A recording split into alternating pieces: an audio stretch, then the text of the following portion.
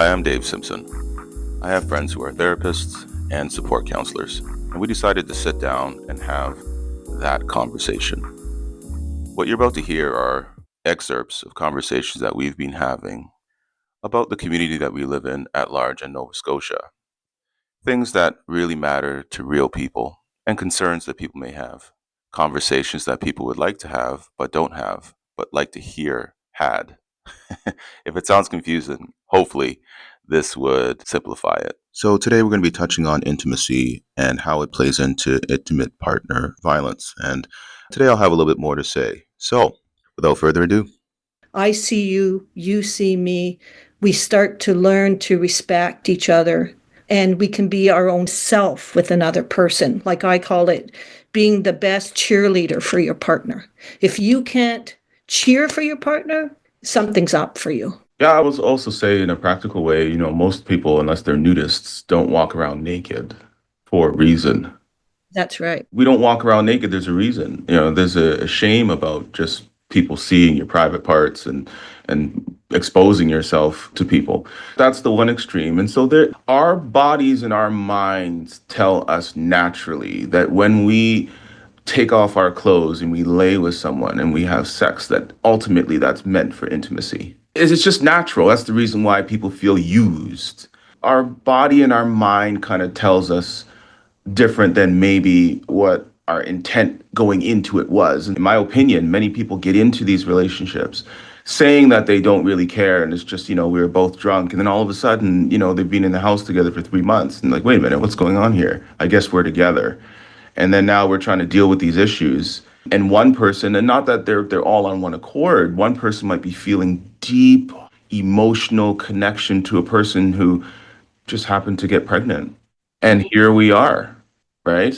And so there's extremes on both sides. One person, I'm just doing this because I have to. And the other person is, I really, really love this person. We haven't investigated one another. And so I just feel like a lot of times when people are jumping from partner to partner to partner to partner, seeking that connection, there is a lack in themselves. I found that in conversation that there is something that's missing that they're trying to find in someone else. And when that does not work, then they go to another one trying to seek themselves in someone else and not taking that time to find themselves. We're growing every single day. I learn more about myself year by year. I'm 42 years old. I'm still finding out things about myself, what I like, what I dislike, what I put up with that I didn't like, that I didn't know I didn't like, and now I really don't like it, and now I'm not putting up with it. There's many things that I'm learning about myself, and if I were to have wait until now, then I wouldn't have been able to have kids and I Mhm. wouldn't be married. So I get that part. We're continuously growing, but taking the time, back to Alex's point, to give yourself, back to Jillian's point, time to breathe in between these relationships can be quite liberating in order to set yourself up for maybe a greater success. And it gives you a chance also, I believe, to kind of assess the past relationship, who you are, and maybe what went wrong, and maybe learn from past mistakes, or maybe even what you're looking for in the next partner, right? Rather than jumping into another relationship, and I find that all of these things that we spoke about play into possible reasons, possible scenarios and situations and situationships, that may have played a role in some of this intimate partner violent scenarios. It's so complex, but one thing I could say for sure is there is something extreme about murdering someone that you claim that you love and then harming yourself. In that extreme, the little things matter. Learning how to, back to Alex's point, deal with our emotions as people, not even just as men, people.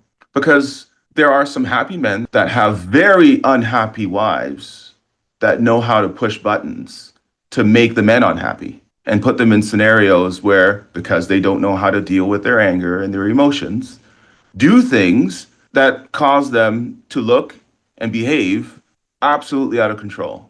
And so, in all relationships, it's so good that all people understand that they're emotional people and that we must learn how to challenge ourselves with the honesty of our emotions and deal with it in constructive ways. We have just touched the inside of this experience. I think there are many other stressors and factors that impose upon a person to choose to do these acts.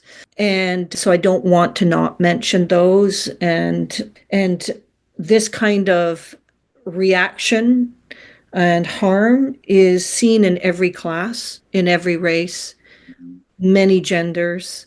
And so I just wanted to say that because we were talking about rural Nova Scotia today in general.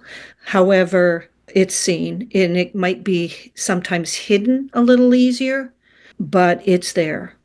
And the last comment I want to say from kind of hopeful and hopefulness and hopelessness, and that we kind of started with, is that I think the power to never give up on having these conversations, being advocates for our voice, our experiences, is what moves change.